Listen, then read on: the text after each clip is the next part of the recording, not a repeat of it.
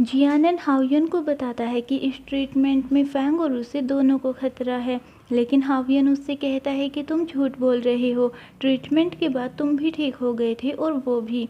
Reality तो ये है कि फैंग मुझे ठीक करना ही नहीं चाहती। जियानन कहता है ऐसी बात नहीं है, उस ट्रीटमेंट के बाद मेरी याददाश्त चली गई थी और फैंग की भी हालत बिगड़ गई थी, लेकिन हाओयन उसकी बात नहीं समझ रहा था। वो किसी भी कीमत पर ठीक होना चाहता था। जियानन कहता है कि अगर उसके पास सुपर पावर्स होती तो वो किसी भी हालत में हाओयन को ठीक कर देता, लेकिन वो फैंग को फोर्स नहीं कर सकता। जियानन हाओयन को एरी प्रोजेक्ट और उसकी टेक्निकल प्रॉब्लम के बारे में बताता है जो स्मार्ट थिंकिंग दूर कर सकती है, और रिसर्च पूरी होने के बाद हाओयन के ठीक होने की भी उम्मीद है। जियानन की बात में 100% की गारंटी नहीं होती, इसलिए हाओयन उसे वहां से जाने के लिए कह देता है। हाओयन अकेला होता है तभी वो एक इंसेक्ट को देखता है जो सीधा होने की कोशिश कर रहा था। हाओयन बहुत मुश्किल से उस तक अपना हाथ पहुंचाता है और उसकी हेल्प करता है। हाओयन को महसूस होता है कि जब एक इंसेक्ट खुद के लिए इतना स्ट्रगल कर सकता है तो वो भी कर सकता है। इस वजह से हाओयन के अंदर जीने की एक उम्मीद जाग जाती है। तभी वहां पर मिसलू आती है। मिसलू उसके पास आते ही फैंग की बुराई करने लग जाती है। हाओयन उसे चुप रहने के लिए कहता है क्योंकि वो फैंग की प्रॉब्लम समझ गया था। जब जियानन मिसलू को हाओयन के साथ देखता है तब वो उनकी बातें सुनता है। हाओयन कहता है कि वो फैंग की लाइफ को दांव पर नहीं लगा सकता। साथ ही हाओयन फैंग के साथ कोलैब करने के लिए भी तैयार हो जाता है, लेकिन मिसलू इसके खिलाफ होती है क्योंकि उसने एलन की कंपनी को फैंग से छीना था और अब दोनों भाई उसी को कंपनी की टेक्नोलॉजी देना चाहती हैं। मिसलू इस बात से नाराज होती है, इसलिए वो हाओयन को फैंग के खिलाफ करने की पूरी कोशिश करती है। साथ ही वो हाओयन को जियानन के खिलाफ भी भड़काती है। तभी मिसलू जियानन को देखकर शॉक रह जाती है। जियानन उससे काफी ज्यादा गुस्सा होता है और उससे कहता है कि तुम सारी हदें पार कर रही हो। फैंग को नीचा दिखाने के साथ साथ तुम मेरे भाई को भी मुझसे दूर करने की कोशिश कर रही हो। आखिर तुम चाहती क्या हो? मिसलू कहती है कि मैं हाओयन को ठीक करना चाहती हूँ। मुझे नहीं लगता कि ट्रीटमेंट के दौरान फैंग और हाओयन को कुछ होगा। जियानन मिसलू पर गुस्सा करता है और कहता है कि अगर तुमने मेरे भाई से दोबारा इस बारे में बात की तो मैं तुम्हें कंपनी से बाहर कर दूंगा। ये सुनकर मिसलू भड़क जाती है क्योंकि हाओयन और जियानन दोनों ही उसके हाथ से निकल गए थे। जियानन देखता है कि उसकी बनाई हुई मशीन गायब है। अजू बताता है कि वो उसे एरी टीम के पास लेकर आया है। जियानन भी वहां पर पहुंच जाता है और जियानन को पता चलता है कि उसकी बनाई हुई मशीन एरी प्रोजेक्ट के लिए कहीं न कहीं हेल्पफुल है, जिस वजह से उनका काम जल्दी हो सकता है। जियानन ऑफिस जा रहा था। मिसलू उसे बताती है कि हाओयन की हालत ठीक नहीं है और वो खुद पर एक्सपेरिमेंट कर रहा है, जिसके बाद जियानन मिसलू की बताई हुई लोकेशन पर पहुंच जाता है। जियानन हाओयन को बेहोश पड़ा देखता है। इधर एलन फैंग से मिलने जाता है। एलन को उसके बारे में सब कुछ पता होता है, इसलिए वो उससे नाराज नहीं होता। फैंग उसके सामने जियानन की तारीफ कर देती है। तब एलन कहता है कि अपने एक्स के सामने नए बॉयफ्रेंड की तारीफ करना अच्छी बात नहीं है। ये सुनते ही फैंग हंसने लग जाती है। एलन इस बात को एक्सेप्ट कर लेता है कि उनका पास्ट रिलेशन इतना अच्छा नहीं था जितना वो समझता था, और वो अपनी गलतियों के लिए फैंग से माफी मांगता है। अब वे दोनों अच्छे दोस्त बन जाते हैं। उन्हें गले मिलते हुए मिंगजू देख लेती है और वो उन्हें डांटते हुए कहती है कि क्या तुम उसे प्रोटेक्ट कर रही थी जैसे ड्रामा में दिखाया जाता है, या फिर फैंग तुम्हारा बैलेंस बिगड़ने की वजह से तुम एलन के ऊपर गिर गई थी। वे दोनों मुस्कुराते हुए कहते हैं कि हम गले मिल रहे थे। ये सुनकर मिंगजू नाराज हो जाती है और वहाँ से चली जाती है। फैंग एलन से कहती है कि तुम मुसीबत में पड़ने वाले हो। फिर वे दोनों एक दूसरे से गुड बाय कहते हैं और एलन मिंगजू के पीछे चला जाता है। तब एलन मिंगजू को प्रोटेक्ट करता है जैसे ड्रामा में दिखाया जाता है, लेकिन मिंगजू उससे नाराज होती है। एलन कहता है मैं एक नया रिलेशन स्टार्ट करने से पहले फैंग को गुड बाय कहने के लिए आया था, जिसके बाद एलन उसे गले से लगा लेता है। इधर जियानन मैसेज करके फैंग को उसी लोकेशन पर बुलाता है। फैंग फौरन वहां पहुंच जाती है, लेकिन मिसलू उसे इलेक्ट्रिक शॉक दे देती है। मिसलू ने उन तीनों को कैद कर लिया था। फैंग के होश आने पर मिसलू उसे मारती है। फैंग की एक चीख से ही सारी चीजें टूटने लग जाती हैं। मिसलू ने फैंग को सिर्फ डराया था ताकि वो उसकी पावर देख सके। जिसके बाद जियानन को भी होश आ जाता है। मिसलू फैंग से कहती है कि वो हावियन को ठीक कर दे, लेकिन फैंग ऐसा करने से मना कर देती है। एक्चुअली मिसलू ने फैंग के खिलाफ एक प्लान बनाया होता है। मिसलू एरी प्रोजेक्ट के जरिए फैंग को खत्म कर देना चाहती थी। फैंग के मना करने पर मिसलू फैंग से कहती है कि अगर मैं जियानन की टांगे तोड़ दूं, क्या तुम उसे ठीक कर पाओगी? इससे साबित हो जाएगा कि तुम दोनों एक दूसरे से कितना प्यार करते हो।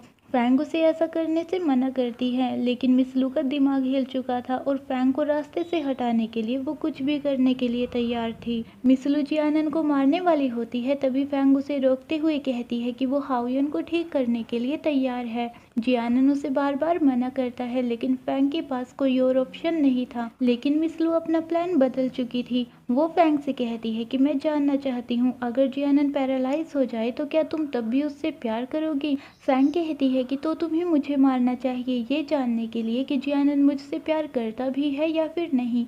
मिसलू को उसकी बात पसंद आती है। जियानन मिसलू को मना करने की कोशिश कर रहा था और वो नीचे गिर जाता है। फिर भी जियानन ट्राई करता है कि मिसलू फैंग को कुछ ना करे। जियानन को देखकर मिसलू की आंखों में पानी आ जाता है और वो फैंग पर अटैक कर देती है। इन रियल मिसलू फैंग को नहीं मारती। उसे समझ में आ जाता है कि जियानन फैंग से प्यार करता है। इसके बाद मिसलू फ्रस्ट्रेटेड होकर आसपास रखा सामान तोड़ने लग जाती है। मौका देखते ही अजू वहां आकर मिसलू को बेहोश कर देता है और जियानन की रस्सियां खोल देता है। जियानन फैंग के पास जाता है। फैंग उसे उसके भाई को चेक करने के लिए कहती है। जियानन अपने भाई को उठाने की कोशिश करता है, लेकिन वो अभी भी बेहोश था। हावियन की ब्रीथ चेक करने के बाद जियानन चैन की सांस लेता है, क्योंकि उसका भाई सही सलामत था। हावियन को हॉस्पिटल ले जाया जाता है। ग्रैंडमा हावियन के साथ होती है। हावियन को होश में देखकर ग्रैंडमा खुश हो जाती है। ग्रैंडमा हावियन को बहुत प्यार से सहलाती है, जिसके बाद हावियन रोना शुरू कर देता है। हावियन का सारा गुस्सा, सारा फ्रस्ट्रेशन पानी बनकर बह जाता है। रात को जियानन और फैंग को कुछ आवाजें आती है, जिसके बाद वे चौकन्ना हो जाते हैं। उन्हें लगता है कि घर में कोई चोर घुस आया है, इसलिए अजू भी चोर को पकड़ने जाता है। अजू लाइट ऑन करके देखता है कि वहाँ पर आंट लू है। आंट लू उनसे माफी मांगने आई थी, लेकिन जब उन्होंने देखा कि किचन साफ नहीं है तो वो उसकी सफाई करने लग गई। आंट लू फैंग से सॉरी कहती है और मिसलू को बचाने की रिक्वेस्ट करती है। फैंग उन्हें प्रॉमिस करती है कि वो मिसलू को जेल नहीं होने देगी और मिसलू को किसी दूसरी जगह पर भेज दिया जाएगा ताकि वो अपनी नई जिंदगी शुरू कर सके। आंट लू उन्हें थैंक यू कहकर वहां से चली जाती है। जिमी पीलो को ध्यान समझकर शिकायत कर रहा था कि मैंने तुम्हारा इतना ध्यान रखा, फिर भी तुम मुझे छोड़कर चली गई और तुमने एक बार भी पीछे मुड़कर नहीं देखा। तभी वहां पर फैंग आती है और कहती है कि तुम आजकल इतनी अजीब हरकतें क्यों कर रहे हो? क्या तुम तियान की वजह से परेशान हो? मुझसे छुपाने की जरूरत नहीं है, मुझे पता है कि तुम मुझसे प्यार करते हो। लेकिन जिमी कहता है कि मैं किसी से प्यार नहीं करता। तब फैंग कहती है कि अगर तुम्हारे अंदर उसे प्रपोज करने की हिम्मत नहीं है तो बाद में मेरे पास रोते हुए मत आना। इन फ्यूचर फैंग उसकी मदद नहीं करेगी। ये सुनते ही जिमी वहां से भाग जाता है। फिर जिमी तियान को अपनी खराब कार ठीक करने का बहाना देकर अपने पास बुलाता है। तियान देखती है कि कार में टूल बॉक्स की जगह पर फ्लावर्स रखे हुए हैं। वे दोनों ही नर्वस हो रहे थे। तब तियान खुद पर कंट्रोल करके पूछती है कि ये सब क्या है। जिमी उसे प्रपोज करने की कोशिश करता है, लेकिन वो सिर्फ आई वर्ड बोल पाता है। तियान पूरा सेंटेंस सुनना चाहती थी, लेकिन जिमी उसके आगे कुछ नहीं बोलता। तियान उससे पूछती भी है कि क्या वो उसे प्रपोज करने के लिए फ्लावर्स लेकर आया है, लेकिन जिमी कहता है कि नहीं नहीं, ये तो होटल की डेकोरेशन के लिए हैं। ये सुनकर तियान गुस्सा हो जाती है और कहती है कि तुम्हारे पास टूल बॉक्स नहीं है, इसलिए मैं तुम्हारी कोई हेल्प नहीं कर सकती। तियान चाहती थी कि जिमी उसे प्रपोज करे, लेकिन जिमी अपना मुंह नहीं खोलता और सिर्फ तियान को जाते हुए देखता है। कुछ दिनों बाद बैचन ग्रुप और शैंगहोंग के बीच में कोलैब हो जाता है। हावियन परमानेंटली कंपनी ज्वाइन कर लेता है। उसने अपनी किस्मत को एक्सेप्ट कर लिया है। एक एम्प्लॉय उसे मिसलू का भेजा हुआ लेटर देती है। मिसलू उसे सॉरी कहते हुए लिखती है कि मुझे ये लेटर 10 साल पहले लिख देना चाहिए था, जब तुमने पहली बार मुझे बर्थडे कार्ड भेजा था, लेकिन मैं काफ़ी ज़्यादा लेट हो गई हावियन। तुम्हारे भेजे हुए सभी कार्ड्स और गिफ्ट अब भी मेरे पास हैं। यूएस में जब भी मैं किसी मुसीबत में फंसती थी, वे मेरी हिम्मत बढ़ाते थे। वे मुझे बार बार याद दिलाते थे कि कोई है जो मुझसे बहुत प्यार करता है, लेकिन मैं तुमसे कभी प्यार नहीं कर सकी। ये मेरी लाइफ की सबसे बड़ी गलती थी। हावियन प्लीज़ मुझे भूल जाओ। एलन ने जियानन को एक ज्वेलरी शॉप में बुलाया था। जियानन कहता है कि तुमने मुझे यहाँ पर क्यों बुलाया? दो लड़कों को एक साथ शॉपिंग करते हुए देखकर लोग हमारे बारे में गॉसिप करने लग जाएंगे। एलन कहता है कि उसने मिंगजू को प्रपोज करने के लिए कुछ रिंग्स चूज की हैं। एलन चाहता है कि जियानन रिंग चूज करने में उसकी मदद करे। ये सुनकर जियानन खुश हो जाता है और फिर जियानन एक रिंग एलन को देता है और दूसरी जो अच्छी सी रिंग होती है उसे पैक करवाने जाता है। एलन कहता है कि तुम्हें रिंग की क्या जरूरत है, तुम्हारी तो एंगेजमेंट हो चुकी है। जियानन कहता है कि वो एक एक्सीडेंट था, लेकिन अब वो रियल में फैंग को प्रपोज करना चाहता है। जियानन फैंग को एक जगह पर बुलाता है। फैंग जियानन की गई डेकोरेशन देखकर काफी ज्यादा खुश हो जाती है, जिसके बाद जियानन वहां पर आता है। उसने फैंग के लिए एक फैंटेसी वर्ल्ड तैयार किया हुआ था, जिसके बाद टॉय ट्रेन पर जियानन की प्रपोजल रिंग आती है। इसके बाद जियानन फैंग को मैरिज के लिए प्रपोज करता है। फैंग इमोशनल हो जाती है क्योंकि फैंग अभी एक ऐसे रिलेशन में होती है जो रियल है। एलन मिंगजू को अपने होम टाउन वूमिंग लेकर आता है। मिंगजू नर्वस होती है क्योंकि एलन उसे अपनी फैमिली से मिलवाने लाया है। एलन कहता है डोंट वरी, मैं हूँ तुम्हारे साथ। जिसके बाद एलन मिंगजू को अपनी फैमिली से मिलवाता है। मिंगजू को वहाँ पर अच्छा लग रहा था। मिंगजू एलन को बताती है कि उसने महसूस किया है कि एलन की फैमिली उसे पसंद करती है। एलन कहता है ऑफ कोर्स वो तुम्हें पसंद करेंगे ही, क्योंकि तुम मेरी वाइफ जो हो। मिंगजू कहती है मेरा एडवांटेज लेने की कोशिश मत करो। तब एलन उसे प्रपोज करने के लिए अपनी रिंग निकालता है। एलन के कुछ कहने से पहले ही मिंगजू वो रिंग लेकर अपने हाथ में पहन लेती है और कहती है कि मैं तुमसे शादी जरूर करूँगी।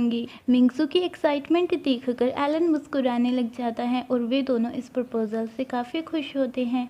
मिंगजू अपनी फैमिली से कहती है कि उसे एलन से शादी करनी है, लेकिन कोई भी उसे इजाज़त नहीं देता क्योंकि वो अभी काफ़ी यंग है और कुछ टाइम पहले ही उसकी ग्रेजुएशन हुई है। लेकिन मिंगजू भी अपनी जिद पर अड़ी होती है और उन्हें अपनी रिंग दिखाती है। मिस्टर तैंग उसे डांट देते हैं और कहते हैं कि उस एलन से मैं कभी मिला भी नहीं और वो मेरी बेटी को मुझसे छीनना चाहता है। मिंगजू कहती है कि आप सब मेरी बात नहीं समझ रहे, मैं जियानन को कहूँगी, वही मुझे समझ सकता है।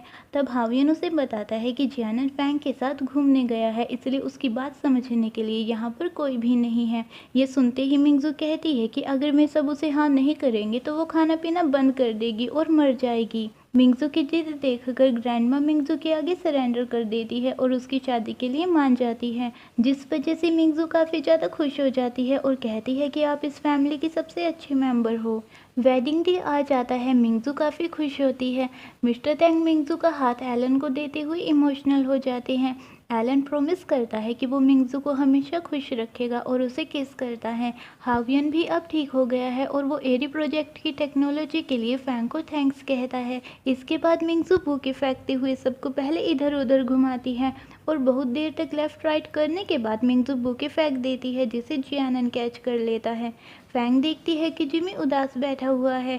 फैंग कहती है कि जिमी, मुझे पता है कि एक सिंगल पर्सन के लिए वेडिंग अटेंड करना काफ़ी बुरा एक्सपीरियंस होता है, लेकिन इसमें गलती तुम्हारी है, तुमने तियान को जाने दिया। तुम अब भी उसे आई लव यू कह सकते हो। तभी जिमी तियान को देखता है। वहाँ पर अजू भी आ जाता है।